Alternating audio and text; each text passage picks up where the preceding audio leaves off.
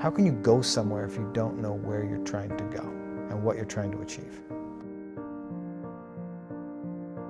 I always like to say that the secret to success is doing a lot of little things consistently over a long period of time.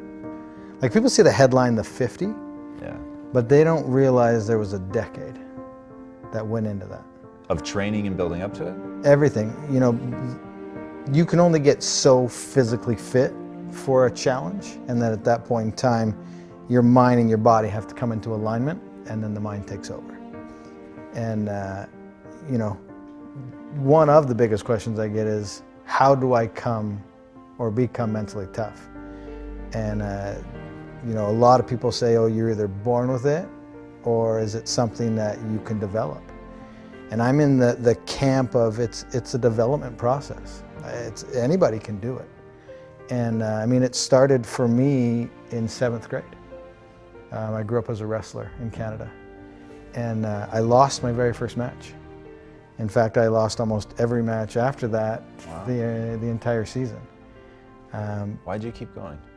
Yeah, I just, you know, I'm the type of person that I don't love to be defined by those moments. It was like the 5K that I huff, or the 4-mile fun run. I don't like the word fun and run together. But either. Yeah. How many people do you see running around smiling? Yeah. But for me, I don't enjoy those moments to define me, and I wanna overcome that. And so I would wake up and study the sport and show up, and you know, you always hear show up early and stay late. And I really did that, and by the time I hit my senior year, I went undefeated. Wow. And it's not because I had any talent, it's because I was willing to show up. And so for me, that's where it starts. Everybody always says I have bad knees. And I say you have bad knees because you don't run. And because that guy right there in that stadium that couldn't get up and walk after his marathon shouldn't have gone on and did what I did. Which means also that I'm not talented or gifted. It was a process that I went through and figured it out. I was obsessed with that not being my defining moment, right? A marathon was the pinnacle of running at the time, and I only gave myself 5 months to get ready for it. And I coach full time now with athletes, and one of the biggest things I try to get people to do is back down off the inspiration and let's build a foundation. Because having a giant goal is phenomenal, and you should. But as long as the time frame associated with it has the proper balance. Because when I did the first world record, had I had the idea to do 50 consecutive, it still would have been a great goal, but not in that year. I had to go through the process and take my knocks and learn and evolve and grow to get to that point where I could even, you know, toe the line for 50. How much of the learning and growing was your body growing and getting stronger and more capable, and how much was knowing how to deal with what you were going to go through mentally?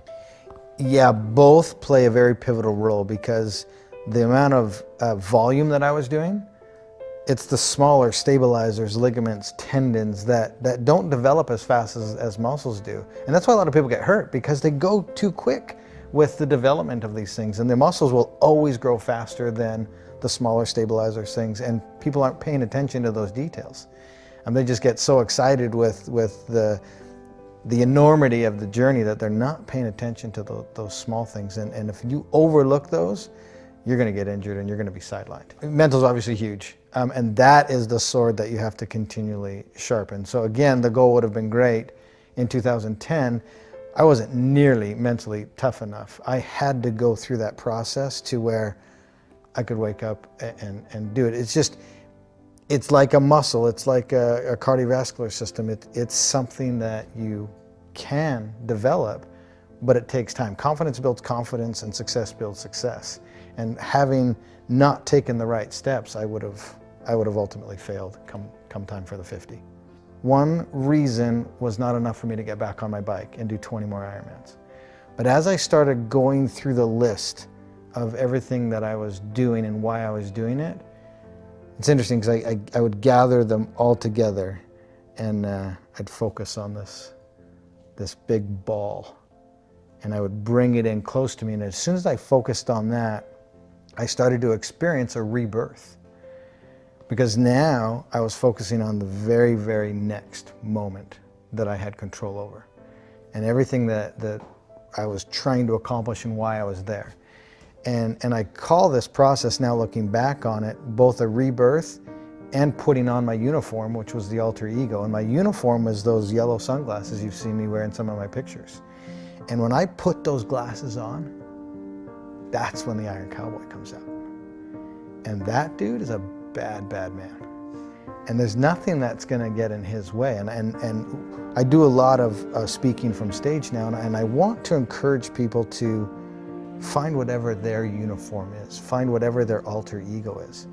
Because when you discover that and how to flip that switch, that's when nothing gets in your way, and that's where you shift your focus and you realize what your purpose is.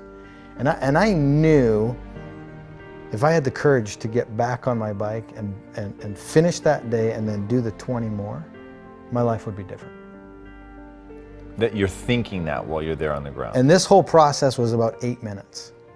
The whole thing from complete meltdown to breaking all of the purposes and whys down to the realization, the rebirth, and getting back on and going. And it can happen that quick. We're moments away every day from a decision that's going to completely change our life.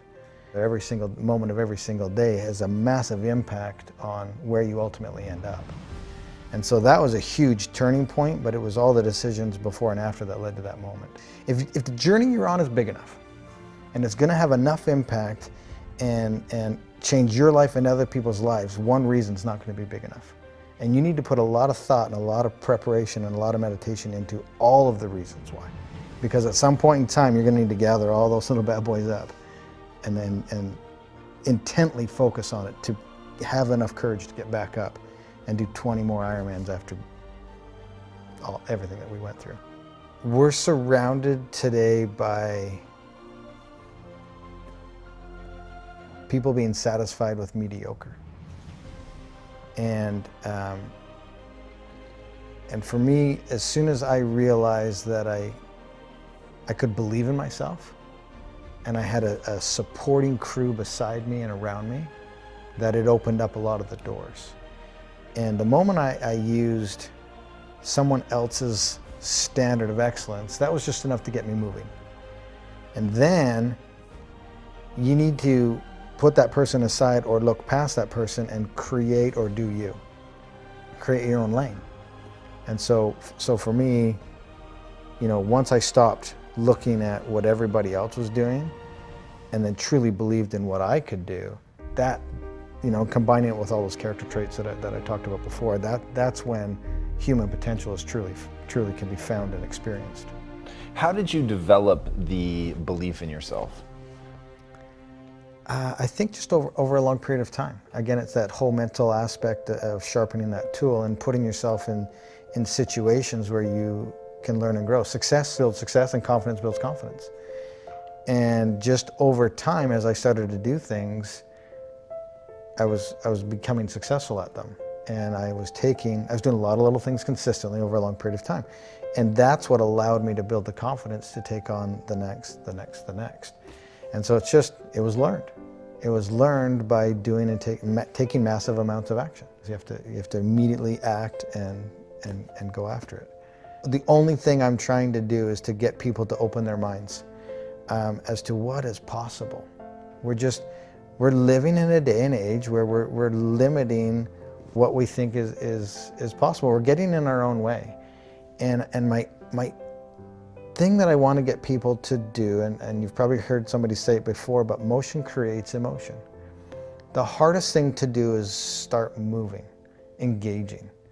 Once you start to move and engage, you realize two things. One, it's not as scary as you thought it was. And two, you actually start enjoying what you're doing. It was the only thing that was scaring you was the first action. Dude, I'm just like every ordinary dude that's out there. I just have learned to put myself in the game. I've learned to show up every single day. The moment you realize the next step isn't going to kill you, and that next step is the first step to evolving, changing, growing, and learning and becoming literally the best version of yourself, that's the most beautiful thing. It's not going to kill you. And putting yourself in the game, you're giving yourself an opportunity to achieve something that everybody else said was impossible. What do you say, or as a speaker, what do you say to somebody who they don't know what they want?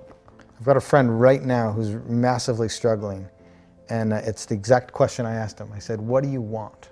What's your passion? What are you trying to accomplish? He could not answer the question. And so my next question was, this is what you have to do first. You have to find out what you want and where you want to go. Then we can start formulating the plan. You can't formulate a plan and figure out the steps unless you know where you're trying to go. You'll just spin around in circles and probably move backwards. How can you go somewhere if you don't know where you're trying to go and what you're trying to achieve? And here's what people do, is they get dead set on the journey that they want to take, and they're so rigid with how they're going to get there that they don't see the door over here, and they don't see the bend in the river, and they try to cut because they know they're going right here, and they try to cut through. Well, they didn't know at this bend of the river there was a paradise and a picnic waiting for them that would have opened up a door. Maybe their sweetheart was waiting there for them. Don't be so rigid with how you're going to get there, because that's how you're going to discover what your passions are and who's supposed to be on your journey. And that's how truly you're going to discover what your passions are, by showing up every day, digging, grinding, hustle, whatever you want to call it, and being open to all the opportunities. Yeah, for sure. One thing I've learned is I can't change anybody. They have to be in a space and ready to do it and do it for themselves. And so for me to hold somebody to my standard, I think is somewhat unfair. Now, I hate excuses. I hate entitlement. I want to hold people to that standard, but it's not fair because they're on their own journey, and I'm not living from their perspective. Everybody's heart is different. And for me to judge somebody else to my standard is unfair because I don't know where they are in their journey. And they could be at the beginning stages, and it would have been unfair to judge me at 24. 41 today. I've learned a lot and I've grown a lot. So my standard at 41 is different than my standard at 24. So if I'm trying to hold a 24-year-old to my standard, probably not realistic. Maybe I'm cautioning people that are listening to take a step back and to understand, take a minute to understand what that person's heart possibly is and where they are on their journey in retrospect to where you are on your journey. That's really, really insightful. I love that a lot. And knowing what somebody's heart is, I think is, I'm going to use that. That's really, really interesting. What is the impact that you want to have on the world? Man, the impact. I am not here today to change anybody. And we just had a good conversation about people at different times of their journey. And for me, I literally just want to have people understand that you have to move to start feeling something. And if you move and start feeling something, you're on your way to the best version of yourself. And the impact that I want to have is just to have the ability to get you to live outside of the existence that you're in and to open it up to what's truly possible. And if I can just get people to understand that you're in your own way and to open up Pandora's box, per se, then you'll truly find what your limits are. And I hope that you don't find your limits, that you exceed your limits.